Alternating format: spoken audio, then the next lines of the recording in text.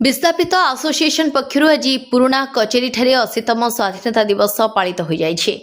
उक्त दिवस रे आईनजीवी सरोज कुमार पात्र पताका उत्तोलन करिथिबा बेले उमाशंकर साहू अभिभाषण प्रदान करथिले एवं स्वर्गत सांबादिक प्रताप कुमार नायकंक फोटो चित्र रे पुष्पमाल्य अर्पण करी धूप देई तांकर अमर आत्मार सद्गति पई नीरव प्रार्थना करथिले। उक्त कार्यक्रम रे अमरेंद्र गंगदेव, तरुणी दास, ममता विश्वाल, पपुन प्रधान, प्रद्युम्न कुमार आचार्य, शशांक शेखर झंकार, शिशिर कुमार दास, प्रीतम साहू, सुजाता प्रधान, पार्वती साहू, तपस्विनी पात्र प्रमुख बहु विशिष्ट व्यक्ति योगदान करथिले।